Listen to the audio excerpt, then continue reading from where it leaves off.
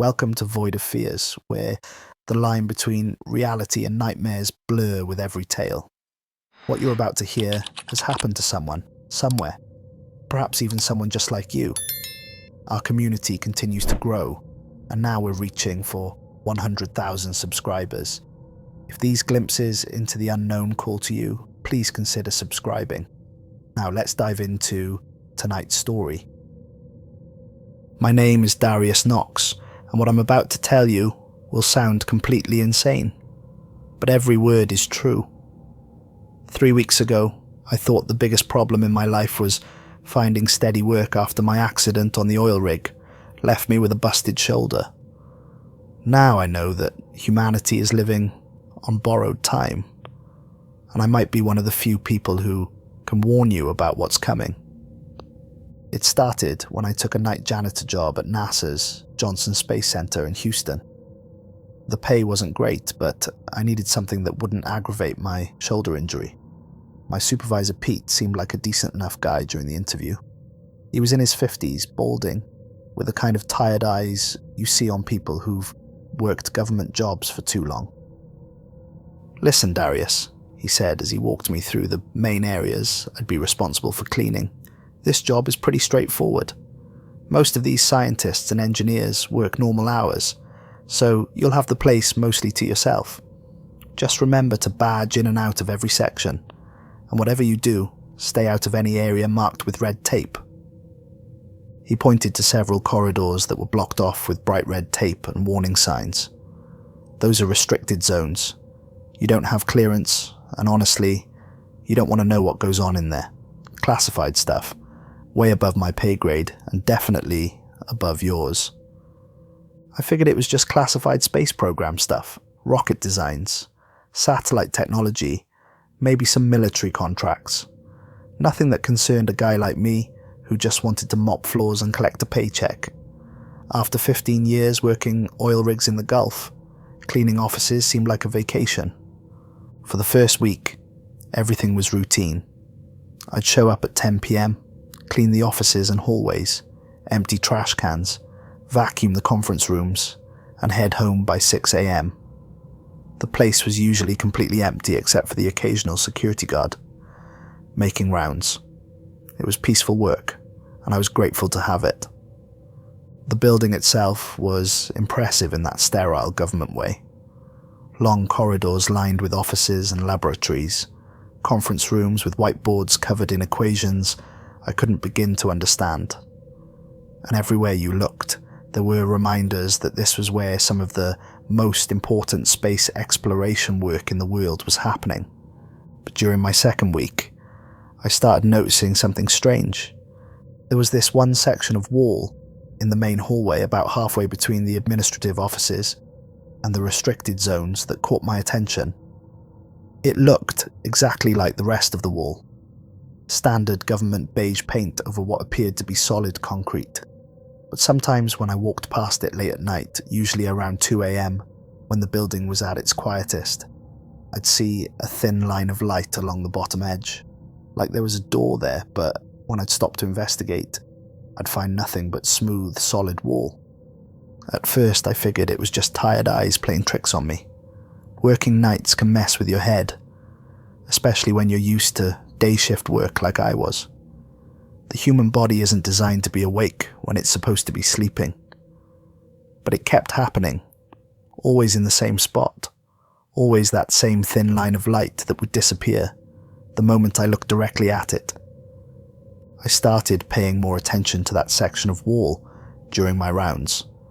I'd approach it from different angles, at different times trying to figure out if there was some logical explanation. Maybe it was light bleeding through from another room, or a reflection from somewhere else in the building. But the more I observed it, the more convinced I became that something was actually behind that wall. On my second Friday night, I was mopping near that section of wall when I heard something that made my blood run cold. It was a low humming sound, like heavy machinery running, but it was coming from behind the wall. Not from the rooms on either side, which I knew were empty offices, but from directly behind that specific section. I stopped mopping and pressed my ear against the surface. The humming was definitely there, a deep, rhythmic sound that seemed to pulse with a life of its own, and underneath it I could hear voices, but they weren't speaking English. In fact, they weren't speaking any language I'd ever heard before. The sounds were strange, almost musical, with clicks and whistles mixed in with what might have been words. I stood there listening for maybe 5 minutes, my heart pounding, as I tried to make sense of what I was hearing. The voices seemed to be having some kind of conversation, responding to each other in patterns that suggested intelligence and purpose, but the sounds they were making were completely alien to anything in my experience. The conversation seemed to follow a specific rhythm. One voice would produce a series of clicks and musical tones, then pause while another voice responded with a different pattern. Sometimes there would be multiple voices overlapping, creating harmonies that were beautiful and terrifying at the same time. Then, suddenly, the sound stopped. Complete silence. It was like someone had thrown a switch and cut off all the noise at once. The abrupt cessation was somehow more unsettling than the strange sounds had been. My hands were shaking as I examined the wall more closely. I ran my fingers along the surface, looking for any kind of seam or hidden panel. The wall felt solid, but there had to be something there. I'd heard what I'd heard. That's when I found it. About 3 feet from where I'd been hearing the sounds, right at floor level, there was a tiny gap in the wall that I could barely fit my fingernail into. It was so small that I would never have noticed it if I hadn't been looking specifically for something unusual. I tried several keys from my master ring in the gap, more out of desperation than any real expectation that they would work. But the third key I tried seemed to catch on something inside the gap, and when I turned it, I heard a soft click. A section of the wall, about 6 feet high and 3 feet wide, swung inward like a hidden door. Behind it was a narrow corridor that definitely wasn't on any blueprints Pete had shown me during my tour. I should have walked away right then, should have closed that door and pretended I'd never found it, should have finished my shift and never thought about it again. But curiosity got the better of me, and I stepped into the corridor. The passage was narrow, maybe 4 feet wide, and the walls were made of the same concrete as the rest of the building, but there were differences. The lighting was dimmer, provided by strips of some kind of luminescent material I'd never seen before. The air felt different too, more processed, like it was being filtered through systems that weren't part of the main building's ventilation. As I walked down the corridor, I noticed that the walls weren't entirely smooth. There were panels and conduits running along the ceiling and floor, carrying what looked like fiber optic cables, but with a strange blue glow instead of the normal red or green you'd expect. The technology looked advanced, more sophisticated than anything I'd seen in the main building. The passage was maybe 50 feet long and led to another door. This one clearly more sophisticated than anything else I'd seen in the building. It was made of some kind of metal that seemed to shift colour in the strange lighting, and instead of a normal lock, it had an electronic panel with symbols that definitely weren't English. I tried several keys from my ring before finding one that, when inserted into a hidden slot below the panel, caused the symbols to light up in sequence. The door opened with a soft hiss, like an airlock releasing pressure, and I found myself staring into a chamber that was completely impossible.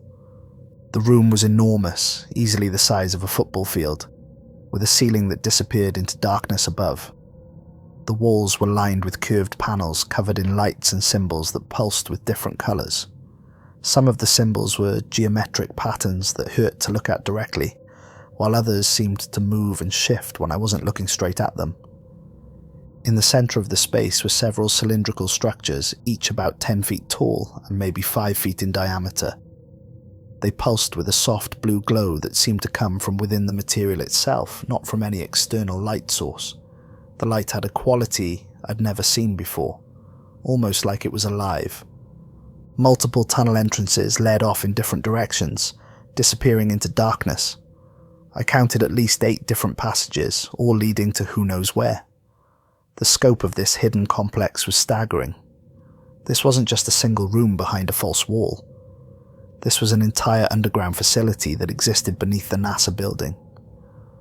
But what really caught my attention were the sounds. The humming was back, louder now, and those strange voices were clearer. They were coming from one of the tunnels, and they were getting closer.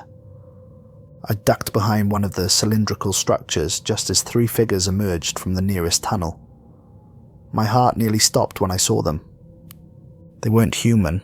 The beings were tall, maybe 7 feet, with pale grey skin that seemed to have a slight luminescent quality, like it was absorbing and reflecting the blue light from the equipment around the room.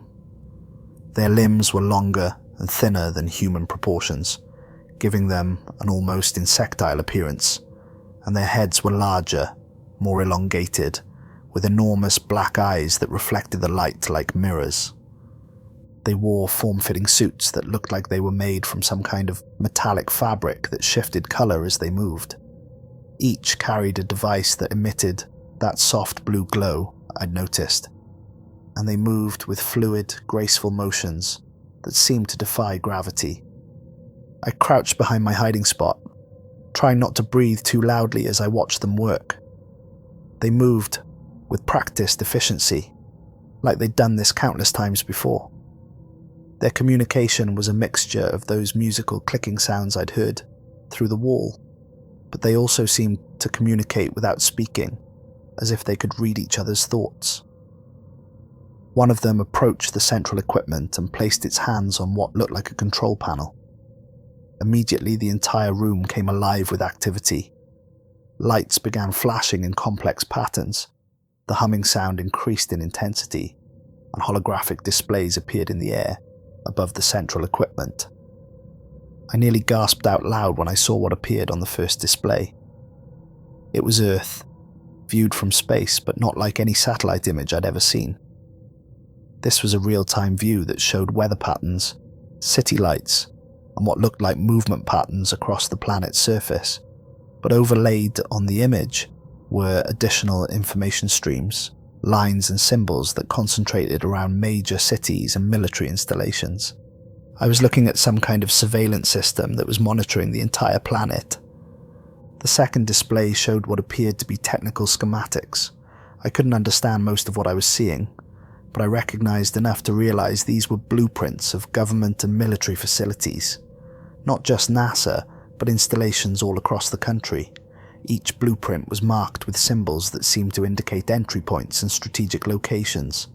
The third display was the most terrifying. It showed what looked like a deployment map with symbols representing some kind of units positioned at locations that corresponded to major population centers.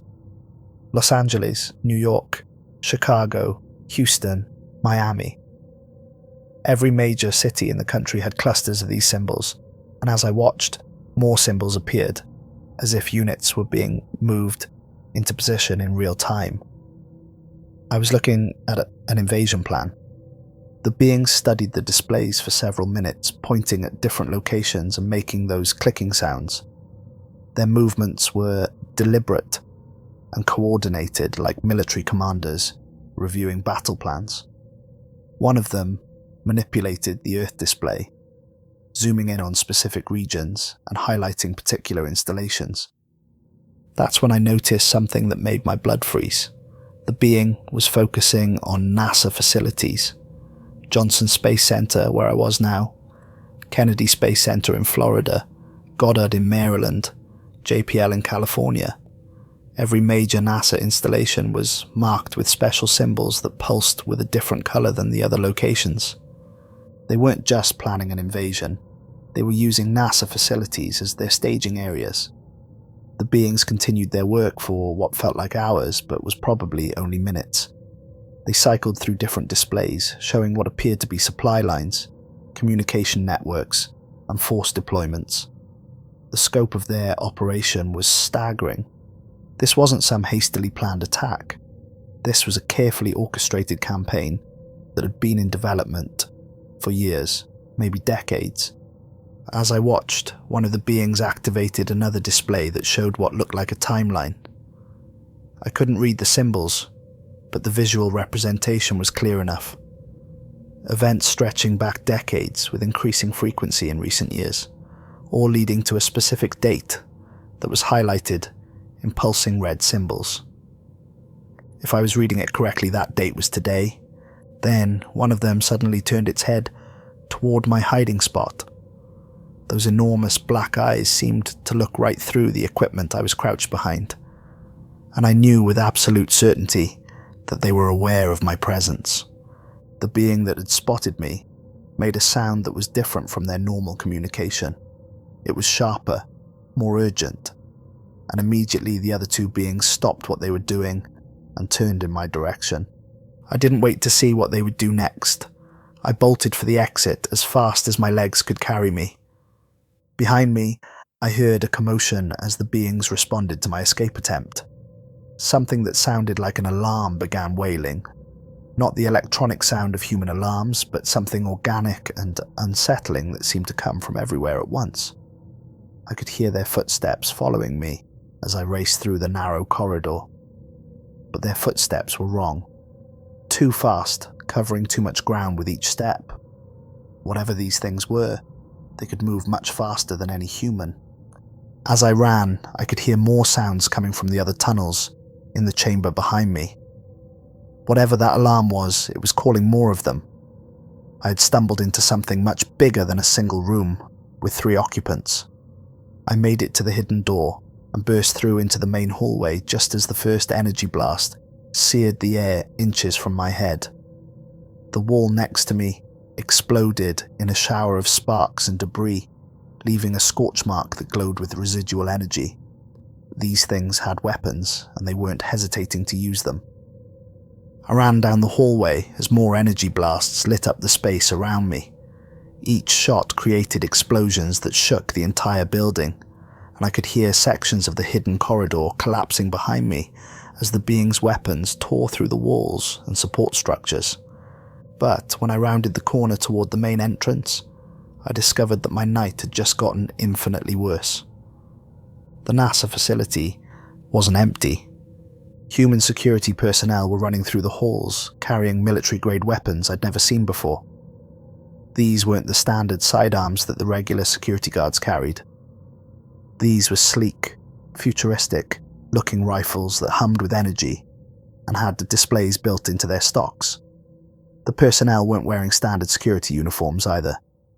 They were dressed in tactical gear that looked more military than civilian. They were shouting orders to each other and taking defensive positions at corridor intersections.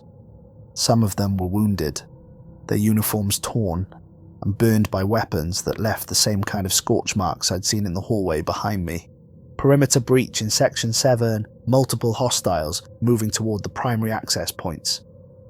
Roger that, Alpha Team. Moving to intercept. Bravo Team, secure the emergency protocols. I grabbed the nearest security guard, a young woman with lieutenant stripes on her uniform and a grim expression on her face. "What the hell is going on?" I shouted over the sound of more explosions, echoing from deeper in the building. She looked at me like I was insane. "How did you get in here? This facility should have been evacuated hours ago. All civilian personnel was supposed to be cleared out by 10 p.m. I work here. I'm the night janitor. What's happening? What are those things?" Her expression shifted from annoyance to something approaching panic. "You're Knox, right? The new janitor? Jesus, nobody told you about the emergency protocols." Before I could ask what she meant, before she could explain what emergency protocols she was talking about, a section of the floor behind us erupted upward in a geyser of concrete and metal. 3 more of those pale beings emerged from the hole, moving with that same inhuman speed I'd witnessed before. But these weren't the same ones I'd seen in the chamber.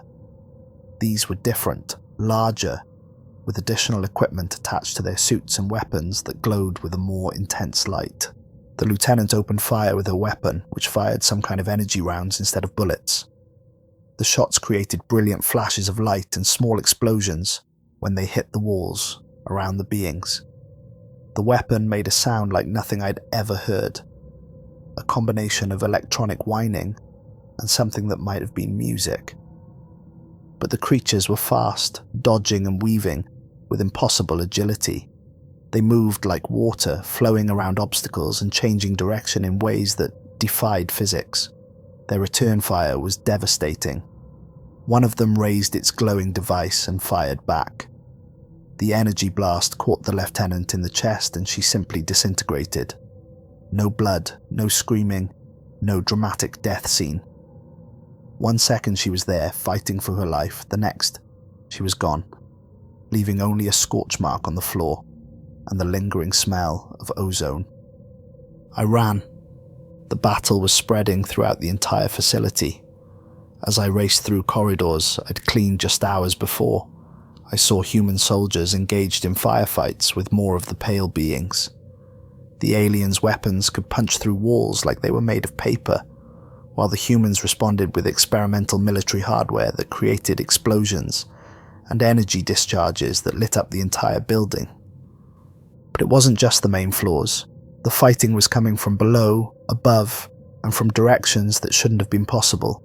Beings were emerging from walls, floors, and ceilings. I realized that the hidden chamber I'd discovered was just one small part of a much larger network that honeycombed the entire facility. The scope of their infiltration was staggering. They had access points everywhere, hidden passages that connected to tunnels, chambers, and facilities that existed in the spaces between the official building plans. They could move freely throughout the complex, while the human defenders were limited to the corridors and rooms they knew about. As I ran, I passed areas where the fighting had already moved on, leaving behind evidence of the carnage. Bodies of human soldiers, their tactical gear melted and fused by alien weapons. Scorch marks on walls and floors where energy blasts had missed their targets. And in some places, equipment that was clearly not of human origin, abandoned by the aliens as they advanced through the facility. During a brief lull in the fighting, I found myself pressed against a wall next to a soldier who was speaking rapidly into his radio. His face was streaked with soot, and his tactical vest was scorched from near misses. "Command, we have multiple breaches on levels B3 through B7. The containment has failed completely. They're expanding beyond the original parameters." The voice on the radio crackled back, distorted by static and interference. "How many hostiles are we looking at, Lieutenant?" "At least 50 confirmed in this facility alone, but more keep coming through the access points. Sir, I think they're activating all their entry points simultaneously. This isn't just our facility. We're getting reports from Colorado Springs, Huntsville, and Cape Canaveral. It's happening everywhere at once." I couldn't believe what I was hearing. This wasn't an isolated incident. This was a coordinated attack happening at multiple NASA facilities across the country, possibly around the world. The soldier noticed me listening and grabbed my arm with a grip that was strong enough to bruise. "Civilian, you need to get to the emergency exits. This whole place is going to be..." His words were cut off as another explosion rocked the building, but this one was different, bigger. The lights went out completely, replaced by emergency lighting that cast everything in an eerie red glow. The soldier's radio erupted with panicked voices reporting massive structural damage and system failures throughout the complex. "Primary power is down. Backup systems are failing. Section 12 is completely compromised. We've lost contact with teams 4 and 7. They're using some kind of electromagnetic weapon. All our equipment is being affected." I found myself separated from the soldiers, stumbling through darkened corridors as the battle raged around me. The emergency lighting created shifting shadows that made it difficult to distinguish between debris and potential threats. Every sound seemed amplified in the darkness. Every movement could be friend or foe. The air itself felt different now, charged with an energy that made my skin tingle and my hair stand on end. Whatever the beings were doing, it was affecting the entire building on a fundamental level. That's when I discovered something that changed everything I thought I understood about the situation. I had taken a wrong turn trying to find an exit and ended up in what looked like a control room. Banks of computers and monitors lined the walls, and several human technicians were frantically working at keyboards while the sounds of combat grew closer, but these weren't the NASA personnel I'd expected to find. These people were dressed in the same tactical gear as the soldiers, and they were working with equipment that was clearly more advanced than anything the space agency would normally have access to.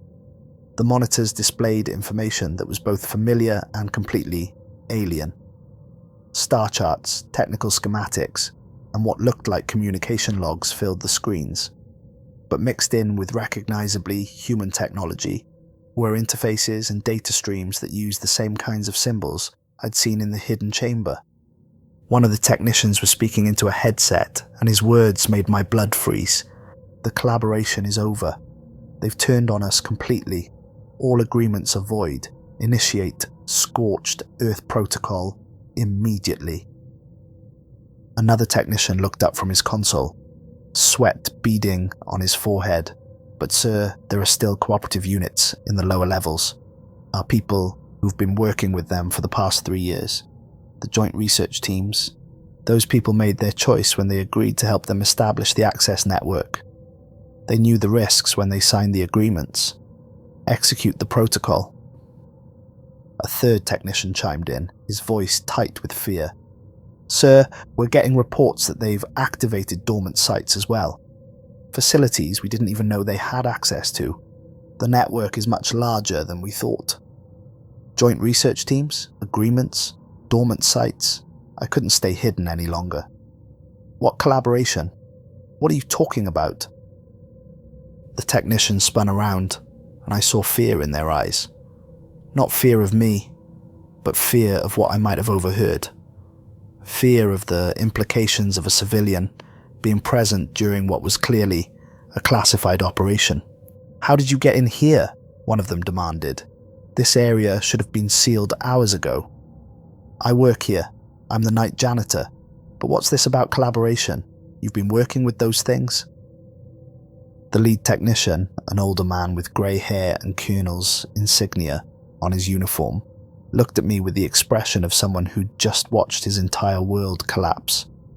Son, you've stumbled into something that's been classified at the highest levels for over 20 years.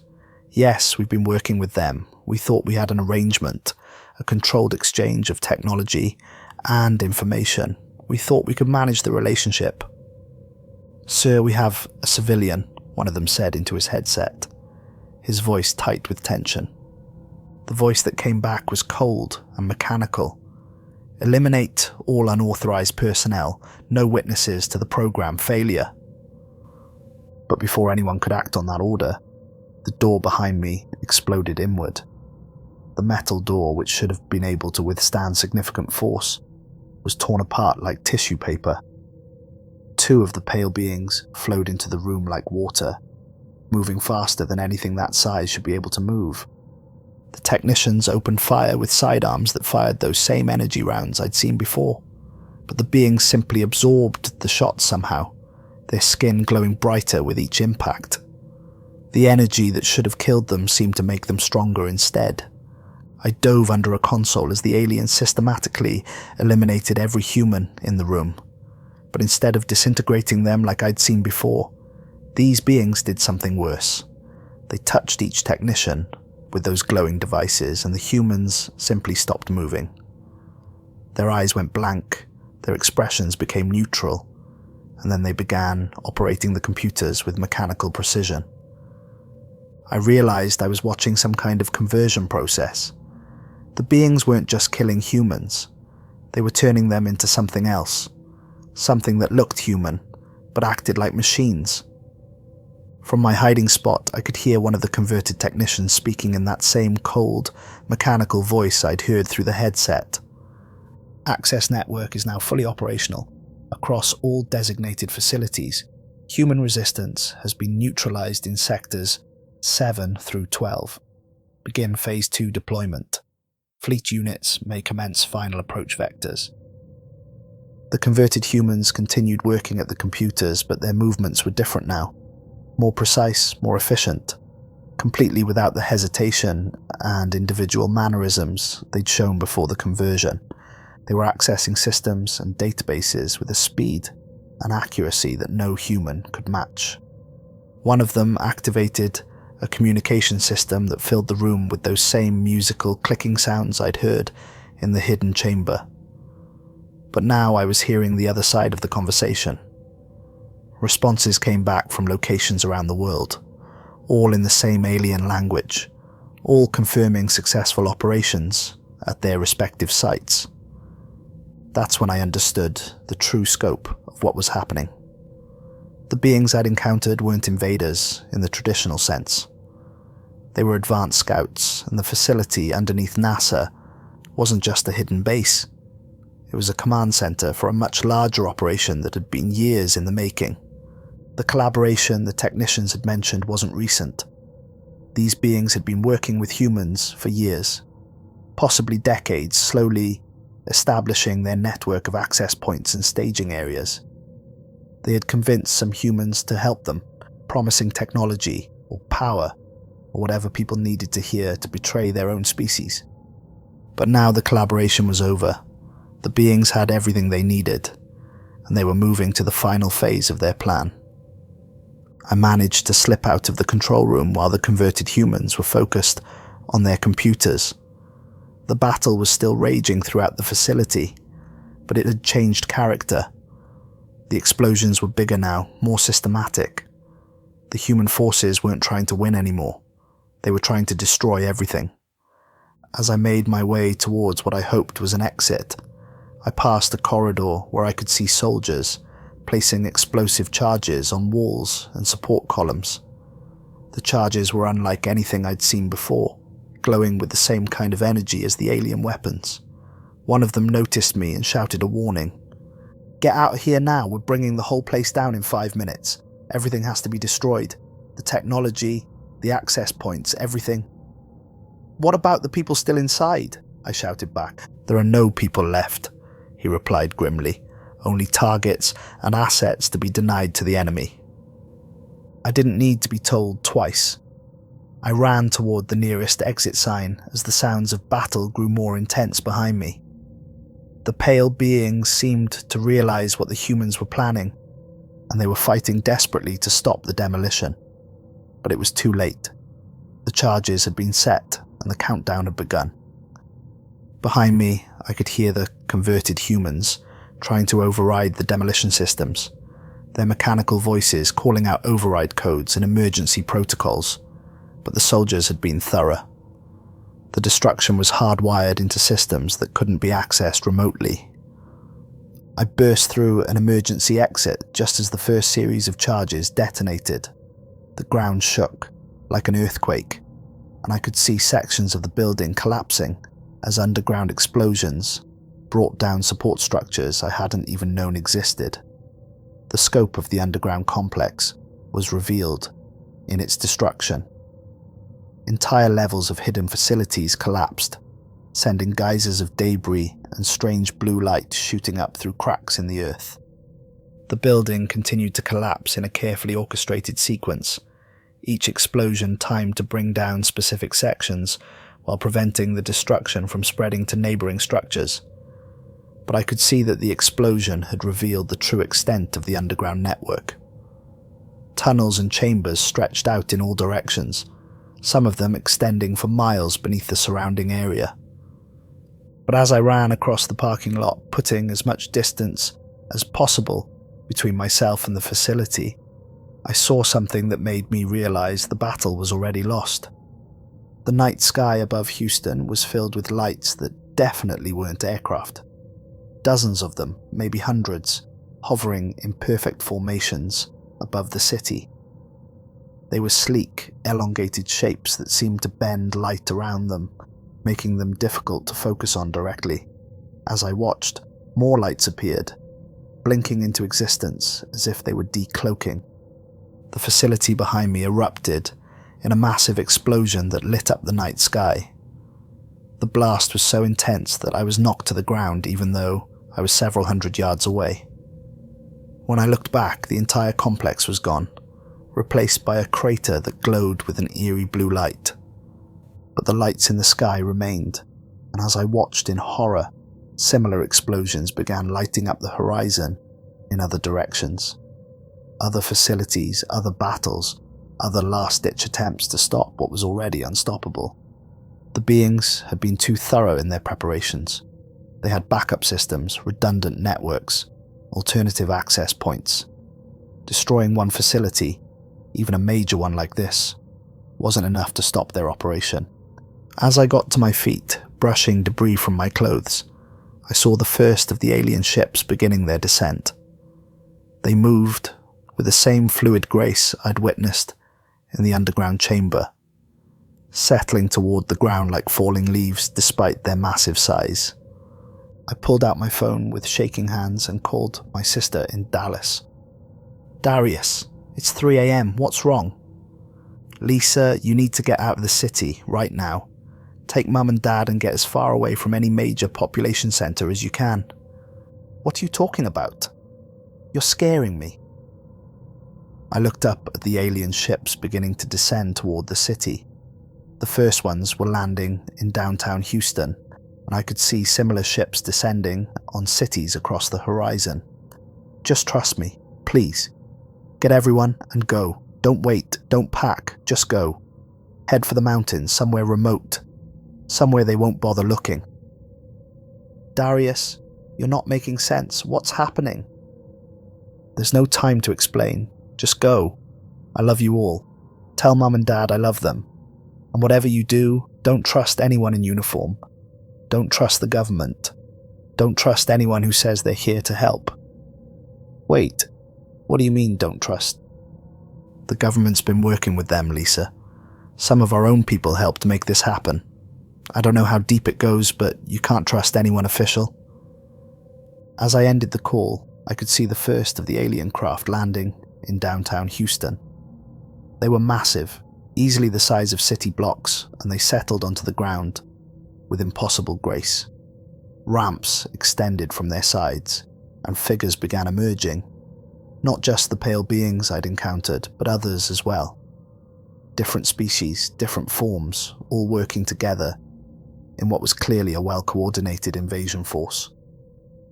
I started my car and drove out of the city as fast as I could, taking back roads and avoiding highways where I might encounter military or police checkpoints. Behind me, Houston was transforming. The alien ships were deploying their forces with mechanical efficiency, and I could see lights going out across the city as they took control of key infrastructure. By dawn, I was in the hills outside the city, watching from a distance as the transformation continued. The aliens weren't destroying Houston, they were converting it, turning it into something that served their purposes. I could see human figures moving through the streets, but even from miles away, something about their movements looked wrong. Too coordinated, too purposeful. That was 3 weeks ago. I'm recording this from a hidden location in the mountains of New Mexico, using equipment I managed to salvage from an abandoned military outpost. The major cities have fallen. The government has collapsed. Most of the human population has either been eliminated or converted into those blank-eyed servants I saw in the control room. But there are still pockets of resistance, and I'm trying to reach them with this message, because what I learned that night at NASA might be the key to fighting back. The beings aren't invincible. Their technology has weaknesses. Their network of facilities can be destroyed. And most importantly, the conversion process can be reversed if you know what to look for. The converted humans still retain some of their original memories and personalities. They're suppressed, buried under whatever control mechanism the beings use, but they're still there. I've seen resistance fighters manage to break people free from the conversion, though it's dangerous and doesn't always work. The process seems to involve some kind of neural interface that the aliens implant during conversion. If you can disrupt that interface within the first few hours, there's a chance of reversing the process, but the window is small, and the longer someone remains converted, the harder it becomes to bring them back. The alien technology is also vulnerable to certain types of electromagnetic interference. The energy weapons they use can be disrupted by specific frequency emissions, and their communication systems can be jammed if you know the right techniques. I've managed to reverse engineer some of their technology from equipment left behind during the initial attacks. Their ships, while impressive, require massive amounts of energy to operate. If you can locate and disable their power sources, the ships become vulnerable. I've seen resistance teams take down smaller craft using coordinated attacks on their energy systems. If you're hearing this, if you're still human, if you're still fighting, then there's still hope. But you need to know what you're really up against. They've been here for years, maybe decades, slowly infiltrating our most sensitive installations. They know everything about us, our defenses, our capabilities, our weaknesses. The secret door I found at NASA was just one of thousands they've been using to move freely through our world, preparing for this moment. They had human collaborators, people who believed they were working towards some kind of beneficial exchange of technology and knowledge. But it was all a lie. The beings were never interested in cooperation. They were only interested in gathering intelligence for the invasion. Some of those collaborators are still out there, either converted or hiding, waiting for orders. Don't trust anyone who has access to advanced technology they can't explain. Don't trust anyone who seems to know too much about the aliens' capabilities or movements. But now that their presence is exposed, now that we know how they operate, we can start to turn the tables. We know where to look for their access points. We know how to identify converted humans. We know what their technology looks like and how it functions. I've been in contact with other survivor groups across the country. There are more of us than you might think. And we're organizing. We're learning. We're fighting back. The resistance is growing stronger every day.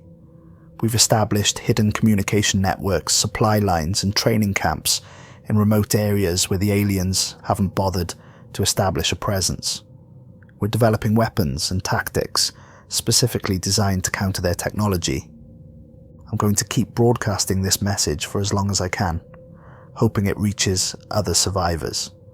Because what happened that night in Houston was just the beginning. The real war is still ahead of us, and humanity's survival depends on people understanding the truth about how we got here. If you find any hidden doors, any mysterious passages in government facilities, any technology that doesn't belong, don't investigate alone. Find others, organize, and remember that they've been watching us far longer than we've been aware of them. The invasion may have succeeded, but the resistance is just getting started, and I'll be damned if I'm going to let them win without a fight. We're going to take our planet back. It won't be easy, and it won't be quick, but we're going to do it. Because this is our world, and no matter how advanced they are, no matter how long they've been planning this, they made one crucial mistake. They underestimated the human spirit. This is Darius Knox signing off. Stay hidden, stay human, and keep fighting. The future of our species depends on it. But before I end this transmission, there's more you need to know. Things I've learned during these 3 weeks that could mean the difference between life and death for anyone still out there. The aliens aren't just one species. What I saw that night at NASA was just the beginning. In the weeks since the invasion began, I've encountered at least 4 different types of beings, each with their own specializations and capabilities. The pale grey ones I first encountered seemed to be the scouts and technicians. They're fast, intelligent, and handle most of the technical operations. But there are others, larger beings, almost 8 feet tall, with darker skin and more pronounced musculature. These appear to be their soldiers, and they carry weapons that make the energy blasters look like toys. Then there are the small ones, maybe 4 feet tall, with oversized heads and delicate features. At first, I thought they might be younglings, but I was wrong. These are the ones who perform the conversions. They have some kind of psychic ability that allows them to interface directly with human neural systems. And then there are the ones I've only seen from a distance, the ones that seem to be in charge. They're tall, like the soldiers, but with an ethereal quality that makes them difficult to look at directly. When they appear, all the other species defer to them immediately. Each type has different vulnerabilities. The scouts can be disrupted by high-frequency electromagnetic pulses. The soldiers are vulnerable to certain chemical compounds. Specifically, anything with a high iron content seems to cause them pain. The small psychic ones can be confused by multiple conflicting thoughts, which is why larger groups of humans are harder for them to convert than individuals. The leaders, though, I haven't figured out their weakness yet. But I will. I've also learned more about the conversion process. It's not permanent, but the reversal becomes more difficult the longer someone remains under their control. The aliens implant some kind of organic neural interface that integrates with the human and nervous system. In the early stages, it's mostly superficial, but over time, it becomes more invasive. I found converted humans who still had enough of themselves left to help the resistance, feeding us information about alien operations while maintaining their cover. It's dangerous work. If they're discovered, the aliens don't just kill them. They perform what I can only describe as a deeper conversion, erasing everything that made them human. The aliens have established control centers in every major city, usually in government buildings or important infrastructure sites. These centers coordinate their operations and serve as hubs for their communication networks. If we could take out enough of these centers simultaneously, it might disrupt their entire command structure. But they've learned from the destruction of the NASA facility. The new centers are better defended, with multiple layers of security and backup systems. They're not making the same mistakes twice. I've been tracking their expansion patterns, and there's something troubling about their strategy.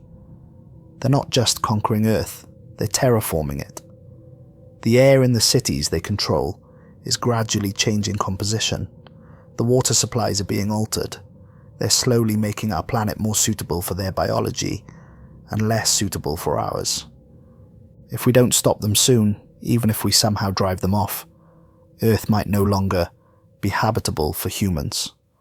The resistance groups I've been in contact with have developed some effective countermeasures.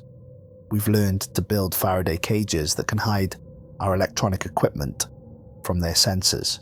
We've discovered that certain plants, specifically those high in natural electromagnetic fields like sunflowers and marigolds, seem to interfere with their navigation systems. We've also found that their technology has trouble with certain geological formations. Areas with high quartz content in the rock seem to create natural interference that limits their abilities. That's why I chose this location in New Mexico. The entire mountain range is rich in quartz deposits. The most important thing I've learned is that they're not as unified as they initially appeared. There are factions among them, different groups with different agendas. Some want to eliminate humanity entirely, while others seem more interested in keeping us as a controlled labor force. These internal conflicts might be something we can exploit. I've intercepted communications suggesting that their homeworld is facing some kind of crisis. This invasion isn't just conquest, it's survival. They need Earth's resources, particularly our water and certain elements in our soil. But that also means they can't afford to completely destroy the planet's ecosystem. There are also indications that this isn't their first invasion. They've done this before, to other worlds, other species. Some of the technology they use seems to be adapted from previous conquests. That means there might be other survivors out there, other species who've faced what we're facing now. I've been trying to contact some of the radio telescopes that are still operational, hoping to detect signals from other resistance movements on other worlds. It's a long shot, but if we could establish communication with other survivors, we might learn strategies and technologies that could turn the tide. The resistance is growing, but we need to be smarter about our operations. The aliens are learning our tactics, adapting to our strategies. Every victory we achieve teaches them something new about how we fight. That's why I'm broadcasting these details. Not just to warn people, but to educate them. The more humans who understand how these beings operate, the better our chances of survival. If you're organizing a resistance cell, remember these key points. Never stay in one location for more than a few days. The aliens can track human settlements through heat signatures and electromagnetic emissions. Move frequently, use natural terrain to your advantage, and always have multiple escape routes planned. Don't trust any technology you didn't build yourself. The aliens have infiltrated our manufacturing systems, and many electronic devices now contain hidden surveillance capabilities. Even something as simple as a cell phone can be used to track your location. Learn to recognize converted humans. They move differently, speak differently, and they don't respond to emotional stimuli the way normal humans do. If someone seems too calm in a crisis situation, or if they know things they shouldn't know, be suspicious. Most importantly, don't give up hope. Yes, they have superior technology. Yes, they've been planning this for decades. Yes, they've managed to take control of most of our planet in just 3 weeks. But they made one crucial error in their calculations. They underestimated human adaptability. We're not the same species we were when they first started studying us. We've changed, evolved, learned. We're more connected now than ever before, despite their attempts to disrupt our communications. We're sharing information, coordinating resistance efforts, and developing new technologies specifically designed to counter their advantages. They expected us to fold quickly, like other species they've conquered. They thought that by taking out our governments and military forces, they would eliminate organized resistance. But they didn't understand that humans don't need formal leadership to organize. We create our own leaders, our own strategies, our own solutions. Every day, resistance groups discover new weaknesses in their systems. Every week, we rescue more humans from conversion. Every month, we become more effective at disrupting their operations. They may have won the first battle, but the war is far from over. I want to share one final piece of information before I sign off. Something I discovered just yesterday that gives me more hope than anything else I've learned. I managed to access one of their abandoned communication arrays, and I found something interesting in their data logs. They're not just monitoring Earth, they're monitoring several other star systems where they've detected signs of technological development, other worlds, other species that might face the same fate we're facing now. But here's the crucial part. Some of those worlds have successfully repelled alien invasions. The signals suggest that there are species out there who've not only survived encounters with these beings, but have actually driven them off permanently. That means it can be done. That means we can win. The data also indicated that the aliens have a finite number of ships and personnel. They're not an endless horde. They're a finite force stretched across multiple campaigns. Every loss they suffer here weakens their ability to maintain operations elsewhere. They can be defeated. They have been defeated, and we're going to be the next species to send them running back to whatever dying world they came from. To anyone listening to this broadcast, to every human still fighting for our planet's freedom, remember this. We are not victims. We are not conquered. We are the resistance, and we will not stop until every last invader has been driven from our world. The secret door I found at NASA opened more than just a hidden passage. It opened my eyes to the truth about what we're facing, and it opened the door to our eventual victory. This is Darius Knox, broadcasting from the mountains of New Mexico, reminding you that humanity's greatest strength has always been our refusal to surrender. Keep fighting, keep learning, keep hoping, and remember, they may have taken our cities, but they'll never take our spirit. Until next time, this is the voice of the human resistance signing off. The war for Earth continues, and we will win.